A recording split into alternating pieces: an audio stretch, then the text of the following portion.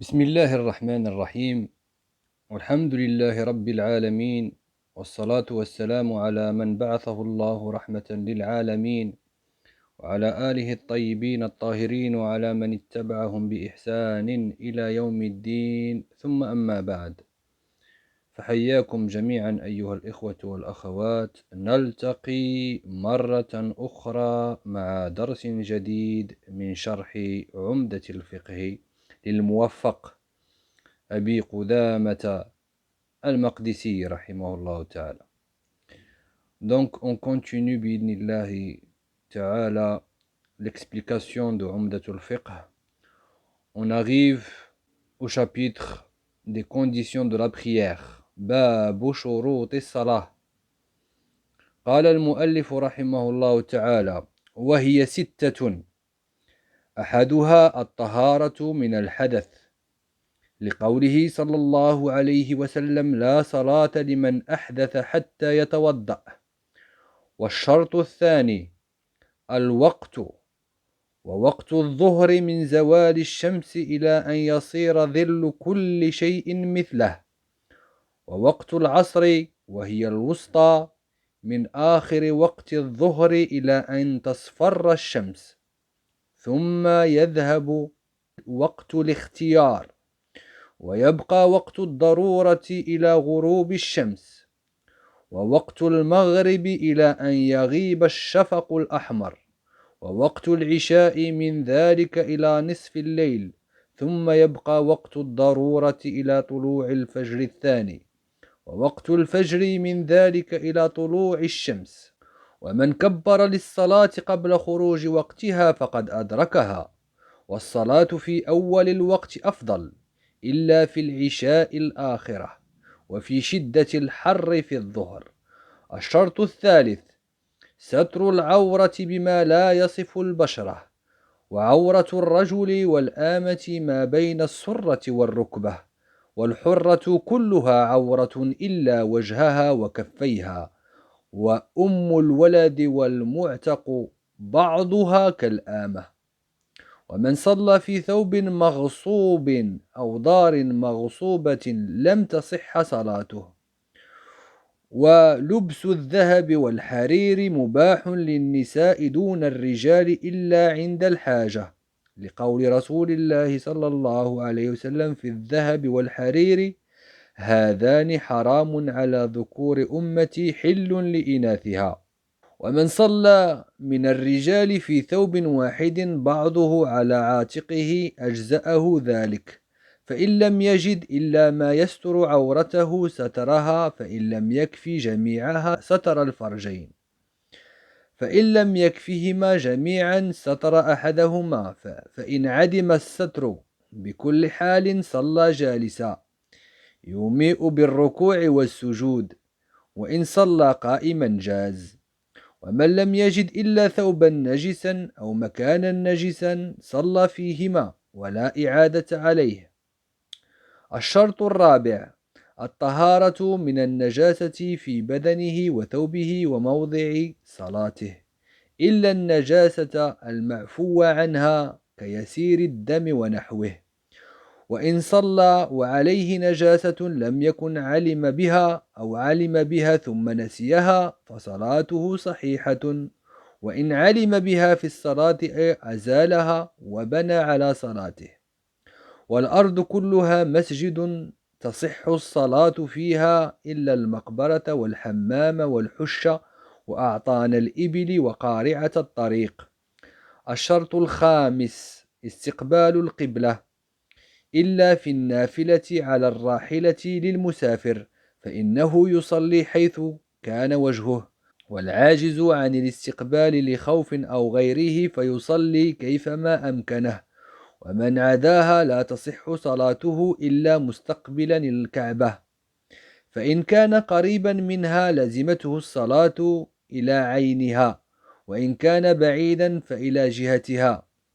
وإن خفيت القبلة في الحضر سأل واستدل بمحاريب المسلمين، فإن أخطأ فعليه الإعادة، وإن خفيت في السفر واجتهد وصلى فلا إعادة عليه. وإن اختلف مجتهدان لم يتبع أحدهما صاحبه ويتبع الأعمى والعامي أوثقهما في نفسه. الشرط السابع النية للصلاة بعينها، ويجوز تقديمها على التكبير للزمن اليسير إذا لم يفسخها. Donc le chapitre il est un petit peu long, on a pris le temps de le lire en arabe, donc Inch'Allah on va le traduire au fur et à mesure. Le mu'allif, l'auteur, rahimahullah ta'ala, il dit Babu shuruti salah, chapitre les conditions de la prière. Dans ce chapitre, l'auteur montre les conditions de la prière qui doivent être établies avant de rentrer dans la prière. Contrairement aux piliers et aux wajibat de la prière, quelle est la différence entre les conditions de la prière et les piliers et les obligations de la prière? Les conditions de la prière, mes frères et mes sœurs, se trouvent à l'extérieur de la prière même. C'est-à-dire ce sont des choses qu'il faut réunir pour pouvoir débuter notre prière.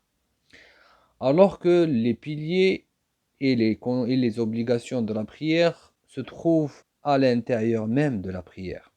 D'accord? Donc l'auteur, rahimahullah ta'ala, il dit وَهِيَ سِتَّةٌ. Donc les conditions sont au nombre de 6. Il dit أحدها. Il dit la première الطهارة من الحدث, donc la purification de l'impureté. لقوله صلى الله عليه وسلم لا صلاة لمن أحدث حتى يتوضأ. Donc la prière n'est pas acceptée pour l'un d'entre vous jusqu'à ce qu'il soit en état de purification, jusqu'à ce qu'il fasse ses ablutions. Donc une personne, pour prier, il faut qu'elle fasse ses ablutions. Puis le mu'allif rahimahullah ta'ala a cité les conditions pour que la prière soit valide, qui sont au nombre de 6. Il dit at-tahara min al-hadath, donc la purification de l'impureté. Cette première condition regroupe en elle at-tahara min al-hadath al-akbar wal-asghar. D'accord? Donc yadkhulu fihi al-hadathayn, yani al-akbar wal-asghar. Donc ici il faut être purifié de la grande impureté et de l'impureté mineure. لقول النبي عليه الصلاة والسلام لا يقبل الله صلاة أحدكم إذا أحدث حتى يتوضأ. Donc Allah n'accepte pas la prière de l'un d'entre vous jusqu'à ce qu'il fasse ses ablutions. وقال عليه الصلاة والسلام لا يقبل الله صلاة بغير طهور. D'accord? بغير طهور. Allah subhanahu wa ta'ala n'accepte pas une prière sans que l'on soit purifié. Donc la prière n'est pas acceptée sans que la personne ne soit en état de purification, et ceci fait l'objet d'un ijma' des musulmans. Ceci fait l'objet d'un ijma', d'un consensus des musulmans. Et ce consensus a été rapporté par Ibn Taymiyyah dans Al-Majmou' et aussi dans Tarh al-Tathrib. Donc il est nécessaire de faire les ablutions et d'être en état de purification avant de commencer la prière. Également, la personne, le fidèle, il faut qu'il soit en état de pureté au niveau de ses habits avec lesquels il va prier. Il faut qu'il soit purifié au niveau de son corps et aussi au niveau de l'endroit dans lequel il va prier. Donc, il y a la pureté des habits, des vêtements, la pureté du corps et la pureté de l'endroit dans lequel on va prier. Donc si la personne prie alors que sur son corps ou sur ses vêtements ou sur l'endroit dans lequel il va prier, il y a une najasa, il y a une impureté, sa prière est invalide. Après, il y a une question qui se pose. Si la personne prie en oubliant de faire ses ablutions, donc est-ce que sa prière est valide? Il a commencé sa prière, il a oublié. Est-ce qu'il est en état de purification ou est-ce qu'il n'a pas ses ablutions? S'il se rappelle pendant sa prière qu'il n'a pas ses ablutions, il doit arrêter sa prière et refaire ses ablutions. D'accord? s'il prie alors que dans ses habits, s'il y a dans ses habits une souillure, une impureté dans ses habits et que il peut l'enlever pendant qu'il est en pleine prière, il doit l'enlever sans que cela ne puisse causer un préjudice. Comme il l'a fait le prophète alayhi salam, il a enlevé ses sandales quand Jibril est venu le voir. Donc il enlève cette souillure ou s'il a quelque chose, par exemple, il a deux t-shirts ou je sais pas, il a une abaya et qu'il est touché par une souillure et s'il enlève et que la aura reste couverte, donc il le fait en pleine prière et Inch'Allah sa prière est valide. S'il ne peut pas, il doit couper sa prière et échanger ses vêtements ou laver son tissu. Donc voilà. Ensuite, le mu'allif rahimahullah ta'ala il dit وَالشَّرْطُ الثَّانِي الْوَقْت. Donc la deuxième des conditions de la prière pour qu'elle soit valide, c'est le temps. Donc la prière, elle doit être faite durant un temps déterminé. Si le croyant prie avant l'entrée de l'heure, sa prière est invalide. لقوله سبحانه وتعالى إن الصلاة كانت على المؤمنين كتابا موقوتا. Donc la prière pour les croyants est une obligation à des heures bien déterminées. Donc surat Nisa. أي مفروضا. يعني الصلاة est une obligation. Kitab يعني مفروض في أوقات محددة durant des heures bien déterminées. Ces heures sont déterminées, comment elles sont déterminées? Il a été prouvé que le prophète alayhi salam, avec Jibril est venu le voir durant 2 jours de l'affilée. D'accord, l'un après l'autre, il est venu le voir Jibril alayhi salam et Jibril a présidé la prière du Dhuhr. Il a commencé par le Dhuhr. Ensuite, il a fait l'Asr, ensuite il a fait le Maghrib, ensuite il a fait l'Isha, ensuite il a fait le Fajr durant la première journée. Et il a fait cela durant le premier temps, durant le premier temps de la prière, le début de l'entrée du temps de la prière. Donc le deuxième jour, Jibril est revenu et il a présidé la prière avec le prophète alayhi salatu wassalam, à ses côtés. Et il a présidé la prière durant le dernier temps, la dernière phase en fait du temps de la prière, de chaque prière. Il est venu au début dans le premier jour, dans la deuxième partie du temps de la prière. Puis Jibril alayhi salam, il lui a dit al-waqtu bayna hadayn. Il lui a dit le temps de la prière, de chaque prière, il est entre ces deux moments, c'est-à-dire entre le premier moment durant la première journée lorsqu'il est venu présider la prière et le deuxième. Il a dit le temps de chaque prière, il se trouve entre ces deux moments. Donc, il est impératif que la prière soit faite durant ces périodes-là qui ont été déterminées, qu'on verra par la suite, Inch'Allah, dans le hadith, avec les signes qui ont été donnés. Si la personne prie et pense que le temps de la prière est entré, et qu'il s'aperçoit qu'en réalité il n'est pas rentré, il doit refaire sa prière. Puis le mu'allif, l'auteur, rahimahullah ta'ala, il dit ووقت الظهر من زوال الشمس إلى أن يصير ظل كل شيء مثله. Il dit le temps du dhuhr commence de zawal al-shamsi, c'est-à-dire que lorsque le soleil est en plein milieu du ciel, au zénith, il passe au zénith, ila an yasira dhillu kulli shay'in mithluhu, juste, et il continue jusqu'à ce que l'ombre de chaque chose est égale à la chose en question, c'est-à-dire lorsque l'ombre est égale et fait la même longueur que l'objet, que chaque objet, que l'objet en question, n'importe quel objet. C'est-à-dire lorsque l'ombre de l'arbre est égale à l'arbre, lorsque l'ombre d'une maison est égale à la maison. Donc ça c'est la fin du temps de la prière de Dhuhr. قوله وقت الظهر من زوال الشمس.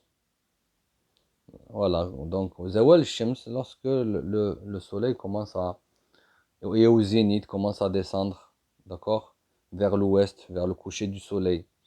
À partir de là, à partir du moment où l'ombre de chaque chose est égale à l'objet lui-même, à partir de là, la prière du Asr commence. À partir de là, la prière du Asr commence. Puis le mu'allif rahimahullah ta'ala, il dit ووقت العصر وهي الوسطى من آخر وقت الظهر إلى أن تصفر الشمس ثم يذهب وقت الاختيار ويبقى وقت الضرورة إلى غروب الشمس. Il dit le temps de l'Asr qui est le milieu, c'est-à-dire la prière médiane, min akhir waqti dhuhr, c'est-à-dire à partir de la fin du temps du dhuhr, jusqu'à ce que le soleil devienne bien jaune. ثم يذهب وقت الاختيار. À partir de là, le temps dans lequel on a le choix sera dépassé et il restera le temps de la nécessité jusqu'au coucher du soleil. Cela veut dire quoi? قوله هي الوسطى. الوسطى صلاة العصر هي صلاة الوسطى. Comme ceci est cité dans le hadith du prophète alayhi wa sallam, حافظوا على الصلوات والصلاة الوسطى وقوموا لله قانتين. Aussi dans Al-Bukhari ou Muslim, le prophète alayhi wa sallam, il a dit ملأ الله قلوبهم ورؤوسهم نارا شغلونا عن الصلاة الوسطى صلاة العصر. Le hadith est rapporté par Al-Bukhari ou Muslim selon Ali ibn Abi Talib radiallahu anhu ardah. Certains ont dit que Salat al-Wusta est Salat al-Fajr, d'autres ils ont dit que c'est Salat al-Dhuhr. Au sawab, la plus juste des paroles, c'est que c'est Salat al-Asr. Salat al-Wusta, c'est Salat al-Asr. Car en fait, elle se trouve en plein milieu entre deux prières. Elle se trouve entre deux prières de jour et deux prières de nuit. C'est pour ça qu'on l'appelle Salat al-Wusta, la prière médiane, Salat al-Asr. قوله من آخر وقت الظهر إلى أن تصفر الشمس. يعني à partir du dernier temps de Dhuhr jusqu'à ce que le soleil devienne bien jaune. وقت صلاة العصر من خروج وقت الظهر. يعني lorsque, comme on l'a dit, l'ombre est égale à chaque objet, à partir de là commence la prière de Al-Asr. إلى إصفرار الشمس. إصفرار الشمس وهذا هو on appelle ça وقت الاختيار. On appelle ça وقت الاختيار. ثم يدخل وقت الضرورة وهو من إصفرار الشمس إلى غروبها. وقت الضرورة, on appelle ça le temps de nécessité. Et le prophète alayhi salam, il dit dans le hadith rapporté par Abu Huraira, il dit Man adraka rak'atan min al-asri qabla an taghrub ash-shamsu faqad adraka al-asr. Le mu'allif rahimahullah ta'ala, donc quand il parle de waqt l'ikhtiyar et waqt al-darura, il fait référence à ce hadith de Abi Huraira radiallahu anhu arda. Puis il dit وقت المغرب إلى أن يغيب الشفق الأحمر. C'est-à-dire que وقت المغرب يبدأ من غروب الشمس. C'est-à-dire que le temps de Al-Maghrib commence du coucher du soleil jusqu'à la disparition du crépuscule rouge. ثم قال رحمه الله تعالى ووقت العشاء من ذلك إلى نصف الليل ثم يبقى وقت الضرورة إلى طلوع الفجر الثاني. C'est-à-dire le temps de l'Isha, de la prière du Isha, commence lorsque le crépuscule disparaît. Cela dure jusqu'à la moitié de la nuit, comme ceci a été rapporté dans le hadith Abdullah ibn Amr ibn al-As radiallahu anhu. وقت العشاء إلى نصف الليل. والحديث رواه مسلم. Donc, du coucher du soleil jusqu'à de la disparition de Shafaq, du crépuscule, jusqu'à la moitié de la nuit. D'accord? Donc la personne, elle divise la nuit à partir du coucher du soleil jusqu'au Tulu' al-Fajr, jusqu'au lever de l'aube, en deux. Et à partir de là, ça c'est la limite de la prière de Al-Isha. Et cela change selon l'été, l'hiver à l'été, donc c'est pas la même période, et en hiver c'est pas la même période en fait. Donc en été les nuits sont plus courtes qu'en hiver. Les journées sont longues en été. Donc voilà, après le mu'allif rahimahullah ta'ala il dit وقت الفجر من ذلك إلى طلوع الشمس. C'est-à-dire, waqt al-fajr, le temps de al-fajr commence depuis le lever du soleil, depuis le lever de l'aube véridique, al-fajr al-sadiq. Et c'est la blancheur qu'on voit dans l'horizon qui se répand avant, qui se répand au niveau de l'est. Et ce n'est pas le fajr al-kadhib. D'accord, al-fajr al-kadhib, il est en plein milieu du ciel. D'accord, donc c'est pas. Il y a une différence entre al-fajr al-kadhib et al-fajr al-sadiq. Et la base de tous les temps que le mu'allif a cité se trouve dans le hadith, on appelle ça hadith imamatu Jibril, dans le hadith où Jibril fait l'imam et dirige les prières en ayant le prophète avec lui, c'est là où il lui montre. C'est le hadith de Abdullah ibn Amr, Abdullah ibn Amr ibn al-As radiallahu anhu wa ardah, dans Sahih Muslim.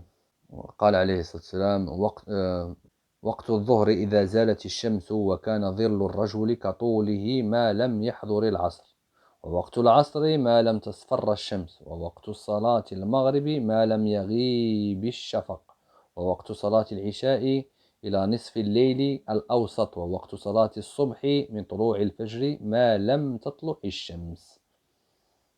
Donc voilà, en fait, dans tout ce hadith, en fait, il y a ce que l'auteur a cité. Puis le mu'allif rahimahullah ta'ala, donc vous remarquerez ici, Inch'Allah, que Abi Qudama rahimahullah ta'ala, il se base sur des hadiths. Donc ici, c'est un hadith authentique comme on l'a vu. Puis il dit وَمَنْ كَبَّرَ لِصَلَاةٍ قَبْلَ خُرُوجِ وَقْتِهَا فَقَدْ أَدْرَكَهَا. Il dit celui qui fait le takbir pour une prière avant que son heure soit dépassée, il l'aura exécuté.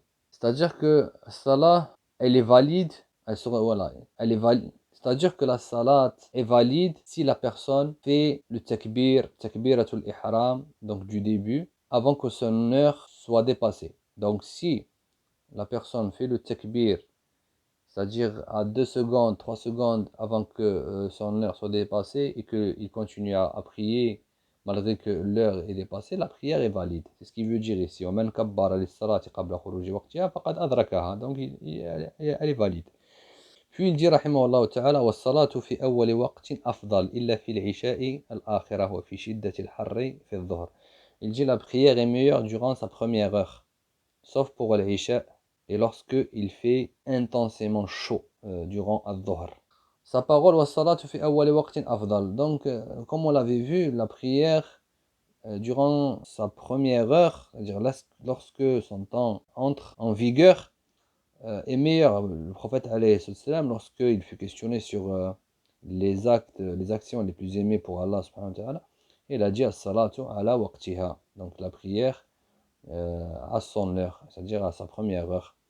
Le hadith, il est apporté par le Bukhari et Muslim, le hadith Ibn Mas'ud radiallahu anhu arda. Illa fil isha, durant l'isha, la prière, sauf pour la prière de l'isha. Donc ici c'est un istithna, c'est une exception pour l'isha. Le meilleur temps pour prier l'isha, c'est attendre le dernier tiers de la nuit. Attendre jusqu'au dernier tiers de la nuit. Si ceci ne cause aucun préjudice, s'il n'y a aucune gêne dans cela, c'est meilleur. Donc si des gens dans une contrée, dans un village, se mettent d'accord pour retarder l'isha jusqu'au dernier tiers de la nuit, ceci est meilleur. D'accord? Par contre, s'ils sont dans une ville où les gens prient à sa première heure, donc ils prieront en groupe avec les gens. Certains travaillent, certains veulent dormir, donc... وقد كان النبي عليه الصلاة والسلام يؤخر صلاة العشاء أحيانا. Des fois, le prophète عليه الصلاة والسلام l'a retardé, comme ceci est cité dans le hadith. Mais lorsqu'il voyait que les sahaba étaient regroupés, il priait durant sa première heure. Mais lorsque il les voyait retardés, il retardait la prière de al-Isha. Ensuite, il dit وفي شدة الحر في الظهر, يعني durant une chaleur intense pendant le midi, durant la prière du dhuhr. Donc ceci aussi, cette exception aussi concerne la salat al-dhuhr lorsqu'il fait très très chaud. Donc l'exception est faite pour l'Isha et pour la prière du dhuhr lorsque il fait très très chaud, donc il est préférable de les retarder. Maintenant, quel est le statut de celui qui retarde la prière jusqu'à ce que son temps soit dépassé? C'est-à-dire, il ne l'a pris pas, il ne l'a pris ni durant sa première heure, ni durant sa dernière heure. Et il laisse le temps prescrit, il le dépasse. Il ne prie pas la prière en son heure. Ceci est considéré par les savants comme un péché capital. Et on a parlé précédemment dans les cours antérieurs du statut de celui qui délaisse ou néglige la prière, et qui la retarde, et on a vu le khilaf dessus. Beaucoup de savants ils ont donné des fatwas comme quoi celui qui retarde indûment la prière et qui ne la prie pas en son heure est un kafir murtad. D'autres ils ont dit la yakfur. D'autres ils ont dit il ne me croit pas, sauf si il délaisse toutes les prières. Chez les mutaakhirin, certains ils ont dit que ceci est une mécréance mineure. Sawab, la plus juste des paroles, c'est que cela est une mécréance majeure. Et c'est ce qui a été prouvé par An-Nusus. D'accord? Le prophète alayhi salam, dans beaucoup de hadiths, il dit بين الرجل وبين الشرك والكفر ترك الصلاة العهد الذي بيننا وبينهم الصلاة فمن تركها فقد كفر. يعني le pacte qu'il y a entre nous et eux et la prière, celui qui la délaisse sera mécru. Aussi dans un autre hadith, le prophète alayhi salam il dit Man taraka salat al-asri faqad habita amaluh. Celui qui délaisse indûment la prière de al-asr, ses actions seront vaines. Donc on ne sait pas, ici il y a khilaf, les gens de science, ils ont dit c'est toutes ces actions qui sont vaines, d'autres ils ont dit c'est ces actions de la journée qui sont vaines. Donc la question est dangereuse et pour celui qui délaisse la prière. Donc si il retarde la prière, bidouni udr, sans excuse valable, d'accord, sans excuse légiférée, il devient mécréant murtad, il devient apostat. Sauf celui qui est musafir ou celui qui regroupe les prières. Son cas est à part. Donc celui qui regroupe la prière, par exemple, qui est musafir entre l'asr, par exemple, al-dhuhr avec l'asr, si il n'a pas, s'il n'a pas d'excuse et il délaisse al-dhuhr ou l'asr jusqu'à al-maghrib, jusqu'à ce que le temps de l'asr soit dépassé, son cas est délicat. D'accord? Donc, il devient murtad en faisant ça explicitement. Yuhkamu bi kufrih. Aussi, pareil pour le maghrib avec l'isha. Donc, il me croit si il laisse indûment la prière de l'isha dépasser jusqu'à ce que l'aube se lève. Donc, concernant salat al-subh, donc, elle ne se regroupe pas de toute manière avec d'autres prières, donc elle se prie seule. Salat al-fajr, pareil, celui qui la délaisse indûment, qui dort, et qui ne se lève pas le matin pour prier en son heure, et qui le fait exprès, sans faire les causes pour se réveiller, est un murtad, est un kafir murtad. Si ديدنه إذا كان ديدنه وعادته ترك صلاة الصبح فهذا كافر. Si il a l'habitude de prier salat subh à 10 h ou à midi ou quand il se réveille tranquillement, son heure est dépassée. Son heure est dépassée. فالأمر خطير. الأمر خطير. Et c'est ce qui a été prouvé comme on l'a vu par Sahaba radiallahu anhum wa ardahum. Comme il l'a dit Abdullah ibn Shaqiq, donc je l'ai cité dans le cours précédent. كان أصحاب محمد صلى الله عليه وسلم لا يرون شيئا من الأعمال تركه كفر غير الصلاة. Donc c'est un ijma' qu'il rapporte le tabi'i radiallahu rahimahullah ta'ala. Et ce athar de Abdullah ibn Shaqiq, il a été rapporté par At-Tirmidhi et d'autres avec une bonne chaîne avec une chaîne de transmission authentique. Certains essayent de mettre le doute dans sa parole pour ne pas faire le takfir de celui qui délaisse la prière. Et ceci a été rapporté aussi par, comme je l'ai évoqué, Ibn Hazm, il fait le takfir de celui qui délaisse, qui abandonne la prière. Ishaq ibn Rahawayh aussi cite ceci dans Ta'dim Qadr al-Salah, al-Marwazi, il le cite. Donc il n'y a aucune divergence sur celui qui abandonne la prière, qui délaisse la prière indûment. sans excuse. Concernant celui qui dort la nuit et qui fait les causes, et il prend toutes les précautions pour se réveiller, il dit à sa famille, à sa femme, à sa mère, à son père, n'oublie pas de me réveiller pour la prière de Subh si vous voyez que je me réveille pas. Puis sa famille ne le réveille pas et que la prière de Subh est dépassée et que le soleil se lève, cette personne, elle est excusée auprès d'Allah subhanahu wa ta'ala parce qu'elle a fait les causes. C'est pour cela que le prophète, dans certains de ses voyages, il a voulu dormir la nuit et il a appelé Bilal pour lui demander de le réveiller. Donc, Bilal, radiallahu anhu arda, ne s'est pas réveillé. Le prophète, ne s'est pas réveillé aussi. Et personne parmi les sahaba ne s'est réveillé jusqu'à ce que le soleil a commencé à taper. Et comme ceci a été rapporté dans le hadith, qui est chez Muslim, selon Abi Huraira.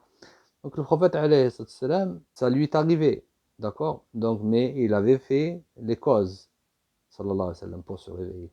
Concernant celui qui ne met jamais de réveil, et qui fait rien, et qui dort la nuit, c'est le plus grand des criminels, qui pose sa tête sur l'oreiller en ayant l'intention de ne pas se réveiller pour prier, c'est le plus grand des criminels, pour qu'on soit clair sur ce point. Et son cas, il est en danger. Et il n'est pas excusé auprès d'Allah subhanahu wa ta'ala parce qu'il fait cela indûment, explicitement, d'accord, intentionnellement, objectivement, il n'a pas l'intention de se lever pour prier. Puis le mu'allif rahimahullah ta'ala, il dit ashartu thalith, donc la troisième des conditions, satru al-awra bima la yasifu al-bashra. C'est-à-dire couvrir la awra avec un tissu qui ne laisse pas apparaître la peau. Donc la troisième des conditions pour la validité de la prière, c'est couvrir la awra avec des choses qui ne laissent pas apparaître la peau. D'accord? Si on met des tissus qui laissent apparaître la peau, la prière n'est pas valide. C'est quoi le dabit? Pour connaître si un tissu fait apparaître la peau ou pas, c'est-à-dire si on voit la couleur de la peau derrière, si on voit la couleur de la peau, d'accord? Si la personne elle est africaine, si sa peau elle est noire, si la peau elle est blanche, donc on voit la couleur de la peau derrière. Chez les ulama. D'accord? Certaines personnes, certains frères ont des vêtements qui sont très fins et en dessous il y a des pantalons. D'accord? Il y a un pantalon, mais ce pantalon-là, par exemple, il est par-dessus le genou et on voit la peau derrière. Donc la prière dans ces vêtements-là, la prière est invalide. D'accord? Par exemple, il prie avec un short, avec une abaya qui est transparente. La prière est invalide. Donc il faut que le pantalon dépasse le genou pour que la personne puisse prier dans, par exemple, un qamis qui est transparent. Transparent, mais en dessous du qamis, il y a un t-shirt et il y a un pantacourt. En somme, il faut que les habits ne laissent pas apparaître la peau, la awra. قال المؤلف رحمه الله تعالى وعورة الرجل والآمة ما بين السرة والركبة والحرة كلها عورة إلا وجهها وكفيها وأم الولد والمعتق بعضها كالآمة. عورة الرجل, la عورة de l'homme et de la آمة. بين السرة والركبة. Donc l'homme et la femme ont la même aura, de l'ombril au genou. C'est-à-dire la aura de l'homme qui doit être couverte dans la prière démarre du genou jusqu'à l'ombril. Donc de l'ombril jusqu'au genou. Ça c'est la aura de l'homme. Et c'est la même chose pour la femme. La femme, التي تباع وتشترى. La femme, c'est-à-dire l'esclave. D'accord? Al-ama. Concernant le walad, donc le walad, sa aura est comme celle de l'homme. Ce qui était connu chez les salafs, c'est que l'esclave, la femme esclave, elle a des jugements différents qui sont spécifiques à elle. C'est pour ça que on la vend et on l'achète, d'accord? Donc contrairement à une femme libre, donc une femme esclave n'a pas le même jugement qu'une femme libre. Certains aujourd'hui, ils considèrent les femmes qui font le ménage chez eux, comme en Arabie Saoudite et dans d'autres pays, ils considèrent les al-khadimat comme des esclaves, alors que ceci est faux. Au jour d'aujourd'hui, les esclaves, elles existent quasiment plus. La aura pour l'homme, que ce soit dans la prière ou en dehors de la prière, est la même. D'accord? Elle est du genou jusqu'à l'ombril. Le prophète alayhi salam, il dit لا يصلي أحدكم في ثوب واحد ليس على عاتقيه أو منكبيه منه شيء. D'accord? Il dit ensuite والحرة كلها عورة إلا وجهها وكفيها. L'auteur il dit الحرة, c'est-à-dire la femme libre, elle est entièrement awra sauf son visage et ses mains. Donc la femme libre, donc il a parlé de l'homme, il a parlé de la femme esclave, ensuite il parle de la femme libre. La femme libre, كلها عورة, elle est entièrement une awra, sauf son visage et ses mains dans la prière. Et donc ceci est le madhab de l'imam d'Abi Qudamah al-Maqdisi. Donc s'il n'y a pas d'homme qui ne la voit, s'il n'y a pas de ajanib, elle laisse apparaître donc pour lui ses mains et son visage. Mais si elle est dans un endroit où on la voit, où des gens étrangers la voient, des hommes étrangers la voient, elle doit couvrir son visage. Et dans le kafin, il y a khilaf. Donc il y a deux avis chez les gens de science. Et le sawab, la plus juste des paroles, c'est que la femme doit couvrir ses mains dans la prière. Et c'est le mu'tamad dans le madhab, c'est le madhab. Contrairement à l'avis d'Ibn Qudama ici. Mais le madhab, la femme dans la prière chez les Hanabila doit couvrir ses mains. Dans la prière, elle doit couvrir ses mains et ses pieds. Elle doit laisser juste son visage. Et pour le visage, s'il y a des étrangers, des hommes étrangers, elle doit aussi le couvrir. Le qadamain awra, donc certaines femmes prient sans chaussettes, les pieds découverts. Et ceci est une erreur. La femme doit couvrir ses pieds. Le prophète, comme elle le rapporte, comme elle le dit, Salama radiallahu anha, elle a dit à Rasulallah, Atusalli al-mar'atu fi dir'in wa khimar. Le prophète a dit نعم إذا كان الدرع ساترا يغطي ظهور قدميها. Donc ici cela montre que les pieds doivent être cachés. Il dit le prophète si son khimar qui descend couvre ses pieds, elle peut prier avec. Donc لا بد من تغطية القدمين, لا بد من تغطية القدمين وهذا مهم. يبقى الوجه, donc le visage. Donc si elle est chez elle et s'il n'y a personne, si il n'y a pas d'homme étranger, elle laisse son visage découvert. Donc tout dépend de la situation dans laquelle elle se trouve. Puis le muallif rahimahullah ta'ala dit ومن صلى في ثوب مغصوب أو ضار مغصوبة لم تصح صلاته. Ceci est le madhab du muallif d'Abi Qudamah al-Maqdisi. C'est-à-dire الثوب المغصوب أو الدار المغصوبة, c'est-à-dire la personne ne doit pas prier dans un tissu marsoub. Qu'est-ce que cela veut dire marsoub? C'est-à-dire qu'il est utilisé pour quelque chose et toi tu viens et tu le prends. Tu le prends en fait injustement. Ou dans une maison qui ne t'appartient pas et que tu ne sais pas à qui, tu l'as pris injustement. Il t'est interdit de prier dedans.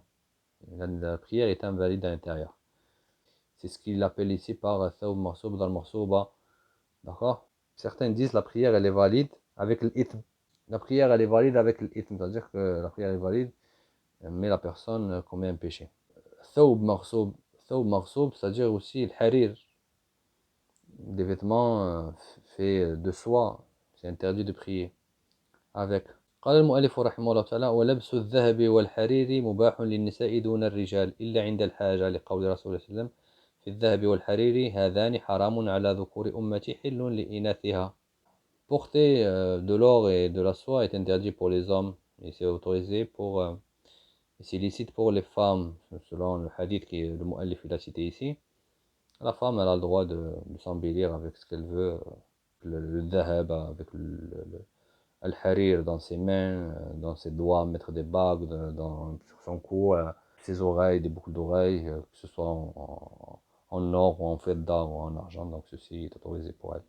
Ceci dit, la femme ou l'homme ne doivent pas utiliser l'or pour les ustensiles, comme on l'a vu dans Bab al-Aniya, lorsqu'on a fait les ustensiles. Le prophète alayhi salam a dit لا تشربوا في آنية الذهب والفضة ولا تأكلوا في صحافها فإنها لهم في الدنيا ولكم في الآخرة. C'est-à-dire en parlant des kuffars. Ensuite, le muallif rahimahullah ta'ala dit ومن صلى من الرجال في ثوب واحد بعضه على عاتقه أجزأه ذلك. Donc ici après il parle le muallif Il dit si l'homme prie avec un tissu sur son épaule, sa prière est acceptée. Donc si la personne ne trouve pas de tissu, si elle trouve qu'un tissu, le sens ici du tissu, c'est un bout de tissu. Al-thawb, c'est un bout de tissu, comme al-izar. Donc, il couvre sa aura avec. Donc ici, il est assez ample, assez large. Il met une partie du tissu il la fait passer sur ses épaules. Il couvre ses deux épaules, et s'il ne peut pas, l'une de ses épaules. Ensuite, le mu'allif, rahimahullah ta'ala, il dit فإن لم يجد إلا ما يستر عورته سترها فإن لم يكفي جميعا ستر الفرجين فإن لم يكفيهما جميعا سترها لهما. Donc ici, ensuite, il parle ici de situations un peu délicates. Il dit, lorsque la personne se trouve dans une situation difficile, comme la personne elle trouve un tissu, mais il ne peut pas couvrir toute sa aura. Il dit si il ne trouve pas un tissu avec lequel il couvre sa aura, s'il n'arrive pas à couvrir toute sa aura, il couvre juste les parties intimes. Et si il ne peut pas couvrir juste les deux parties intimes, il en couvre une. Donc dans cette situation, certains disent il faut qu'il couvre ses fesses, il couvre ses fesses. Donc il parle d'une situation vraiment rarissime ici, le mu'allif. D'autres ils ont dit non, il couvre en fait le devant, il couvre en fait l'organe sexuel de l'homme ou de la femme. Puis il dit فإن عدم الستر بكل حال صلى جالسا يومئ بالركوع والسجود وإن صلى قائما جاز. Il dit s'il ne trouve rien pour se couvrir, il prie en étant assis. Il se penche à chaque fois pour l'inclinaison et la prosternation. Et s'il prie en étant debout, ceci est autorisé. Donc ici, en fait, il parle d'une personne qui est totalement nue et qui ne trouve pas de tissu pour couvrir sa aura. Il montre ici comment elle doit prier. Et parce que il prie dans la situation dans laquelle il se trouve, car il n'a pas d'autre moyen. Ensuite, il dit s'il prie en étant debout tout en étant nu, sa prière est valide.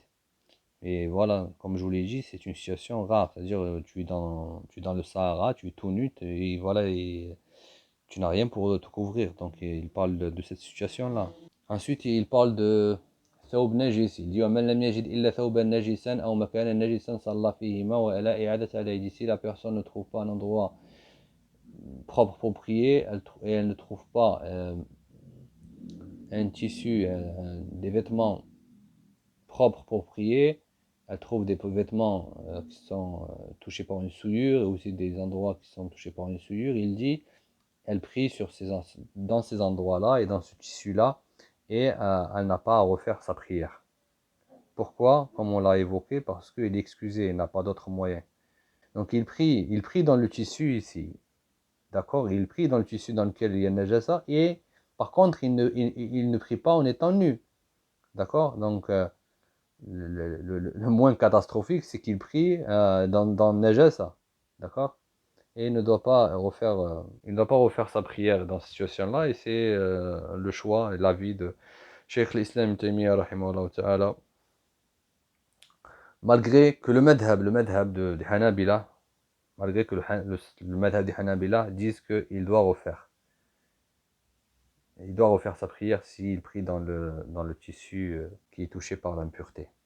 Ensuite, il dit rahimahullah ta'ala wa in salla wa alayhi najasatun lam yakun alima biha aw alima biha thumma nasiyaha fa salatuhu sahiha. Il dit s'il prie dans un tissu dans lequel il y a une impureté sans qu'il ne le sache, ou il l'a su puis il l'a oublié, sa prière est valide. Donc si la personne a là dans ses habits une impureté, et si elle le sait puis elle l'oublie, puis elle prie, le mu'allif dit que sa prière est valide. Si elle sait que après avoir terminé la prière, après que la personne ait terminé sa prière, elle s'aperçoit qu'il y avait une najasa sur ses habits. Le mu'allif dit sa prière est authentique et il n'a pas à la refaire. Et le dalil par rapport à cela est le hadith de Abi Saïd radiallahu anhu arda, lorsque le prophète alayhi salam, il a prié, alors qu'il y avait une impureté dans ses habits, dans ses sandales, afwan, il les a enlevés, les sahaba, ils ont tous enlevé leurs sandales. Le prophète alayhi salam, il leur a dit, pourquoi vous avez enlevé votre sandale? Ils ont dit, ra'aynaka ألقيت نعليك فألقينا نعالنا فقال رسول الله صلى الله عليه وسلم إن جبريل أتاني فأخبرني أن فيهما قذرا dans une رواية أذى قال إذا جاء أحدكم إلى المسجد فلينظر فإن رأى في نعليه قذرا أو أذى فليمسحه وليصلي فيهما. Et le prophète alayhi salam dans ce hadith, il n'a pas refait sa prière. Donc ceci prouve que la prière dans un tissu dans lequel il y a une najasa, si la personne elle oublie ou si elle ne le sait pas, sa prière est authentique. وهذا هو الصواب.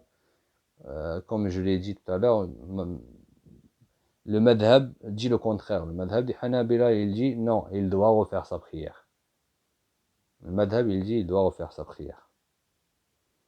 Et c'est l'une des deux versions chez Ahmed. C'est l'une, il y a deux versions.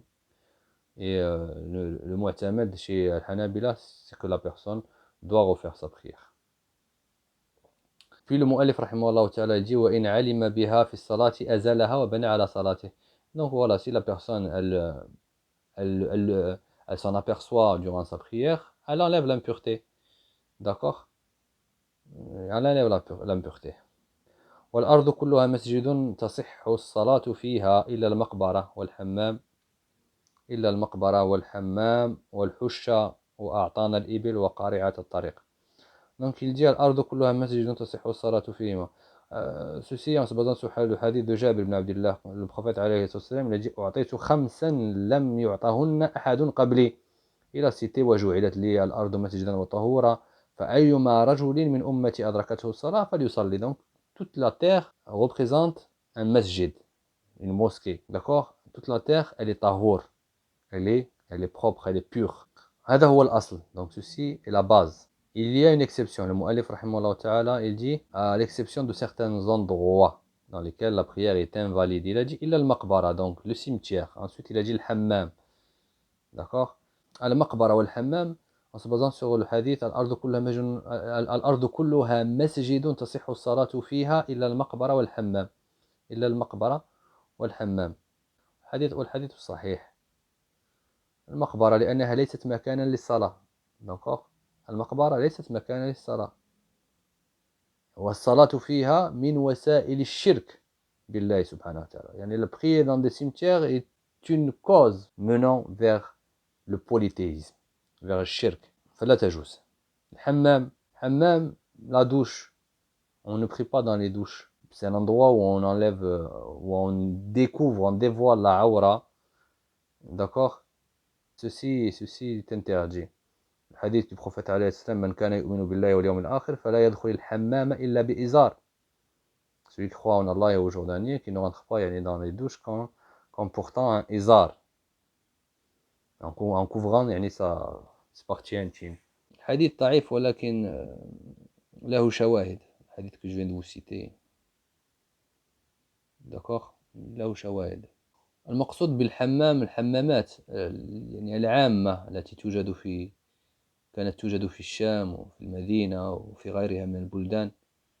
Les gens doivent couvrir leur aura. Après, les gens de science, ils disent le hammam qui se trouve à la maison, la douche. Quand ils parlent de douche ici, de hammam, ils parlent de douche publique, si vous voulez, si on peut dire ça comme ça. Après, la douche qu'on a, que chacun possède à la maison, ne rentre pas dans ce cadre-là. Al-hush, ensuite il dit al-hush. Le hush, c'est quoi? C'est les toilettes. Il est interdit de prier dans les toilettes. Pourquoi? Parce qu'il y a une najasat. Il y a l'impureté et les souillures. Et aussi, il est interdit de prier dans les enclos des chameaux. D'accord? Le prophète alayhi salam, il a dit sallu fi marabid al-ghanam wa la tusallu fi a'tani al-ibil. Yani prier dans les marabid, les enclos, si on peut dire ça comme ça, des agneaux, des moutons, et ne priez pas dans les enclos des ibil, des chameaux. Shart al-khamis, donc l'avant-dernière condition استقبال القبلة إلا في النافلة على الراحلة للمسافر فإنه يصلي حيث كان وجهه. يعني la cinquième condition, c'est se diriger vers la qibla. Sauf pour la prière surérogatoire sur une monture pour le voyageur. Il prie là où la monture se dirige, peu importe s'il se dirige vers la qibla ou pas. Donc pour la validité de la prière, il faut se tourner vers la qibla. Donc la qibla, c'est en direction de la Kaaba. Ensuite, le mu'allif il dit والعاجز عن الاستقبال لخوف أو غير فيصلي كيفما أمكنه. Celui qui ne peut pas, qui n'a pas la capacité de se diriger vers la qibla par peur, par crainte, il prie selon sa situation, selon ses capacités. Puis le mu'allif rahimahullah ta'ala il dit ومن عداها لا تصح صلاته إلا مستقبلا القبلة. Il dit en dehors de ces gens, hein, c'est-à-dire en dehors de celui qui prie sur sa monture lorsqu'il est en voyage et celui qui craint des représailles ou qui craint pour sa propre personne d'être tué, en dehors de ces deux gens, la prière n'est pas acceptée pour celui qui ne se dirige pas vers la Qibla, vers la Kaaba, et ceci est un ijma'. Donc le ijma' a été rapporté par Ibn Abd al-Barr dans Tamhid. Puis il dit فإن كان قريبا منها لزمته الصلاة إلى عينها وإن كان بعيدا فإلى جهتها. Donc il dit s'il est proche de la Kaaba, il doit vraiment prier vers elle, exactement. Il dit si la personne est loin de la Kaaba, il ne la voit pas directement, il prie à peu près vers la Kaaba. D'accord, vers sa direction, disons. Voilà, إلى جهتها. Puis il dit وإن خفيت القبلة في الحضر سأل واستدل بمحاريب مسلمين فإن أخطأ فعليه الإعادة وإن خفيت في السفر والشهادة وصلى فلا إعادة عليه. Si la qibla n'arrive pas à la voir lorsqu'il est résident, il doit demander aux gens, il doit demander aux musulmans. Et s'il se trompe de direction, lorsqu'il est résident, il doit la refaire. S'il l'a faite dans la mauvaise direction, il doit refaire sa prière. Et s'il s'en aperçoit pas lorsqu'il est en voyage, et s'il fait un ijtihad, un effort, et il prie, il n'a pas à la refaire. D'accord, il n'a pas à la refaire. Puis il a dit, rahimahullah ta'ala, وَإِنِ اخْتَلَفَ مُجْتَهِدَانِ لَمْ يَتَّبِعْ أَحَدُهُمَا صَاحِبَهُ وَيَتَّبِعْ الْأَعْمَى وَالْعَامِّيُّ أَوْثَقَهُمَا فِي نَفْسِهِ. Il dit, si deux personnes font un effort, un ijtihad pour définir la direction de la qibla, personne ne doit suivre l'autre. D'accord? Et l'aveugle et le ammi, le musulman de la masse, doivent suivre celui qu'ils estiment digne de confiance. Donc ceci, lorsque deux personnes divergent, lorsqu'ils sont en voyage, ils divergent sur la direction de la qibla, l'autre il dit, par exemple, la qibla elle est à droite, l'autre il dit elle est à gauche. Chacun d'entre eux suit son propre ijtihad. Et chacun d'entre eux, il fait la prière tout seul, bimufradeh. Et ils ne prient pas les deux ensemble si elles divergent sur la qibla. Et tous les deux, leur prière est bi'idnillah valide. Et chacun a sa propre, son effort hein, de choix de direction. Concernant l'aveugle, il imite le mouchahid qu'il estime digne de confiance. Aussi le ammi qui n'a pas de ilm, qui n'a pas de science, et il suit la personne qu'il estime digne de confiance. Donc on arrive à la septième condition, niya, donc l'intention dans la prière. Donc il faut, donc vous remarquerez ici, subhanallah, la chronologie jusqu'à arriver, il se rapproche en fait de la prière jusqu'à qu'il arrive à l'intention, et donc une fois qu'on a l'intention, on démarre la prière. Il est arrivé à la fin, la septième condition, c'est un niya, d'accord? Donc en faisant le takbir, donc il met cette intention pour prier, par exemple, une prière hein, bien précise, c'est-à-dire l'asr, al-subh, al-dhuhr, al-isha. Donc il faut la niya pour la validité de la prière, conformément à la parole du messager d'Allah sallallahu alayhi wa sallam, innama al-a'malu bin-niyyat wa innama likulli imri'in ma nawa. Les actes ne valent que par les intentions, et chacun aura il aura ce qu'il avait l'intention de faire. Donc Niya, elle différencie aussi la prière obligatoire de la prière surérogatoire. Elle différencie aussi la prière obligatoire avec Tarawih. Donc ici, on arrive à la fin. Et Niya, parmi les bid'a, il ne faut pas la prononcer. Il ne faut pas dire j'ai l'intention de prier le Dhuhr 4 unités, d'accord? Donc euh, elle est au fond de soi, la niya, on la prononce pas. Donc on arrive ici à la fin du chapitre qui est un peu long. On continuera, Inch'Allah, le prochain cours, Babu Adabil Mashi ila Salah. Donc, chapitre, le comportement pour se rendre à la prière. سبحانك اللهم وبحمدك أشهد أن لا إله إلا أنت أستغفرك وأتوب إليك السلام عليكم ورحمة الله وبركاته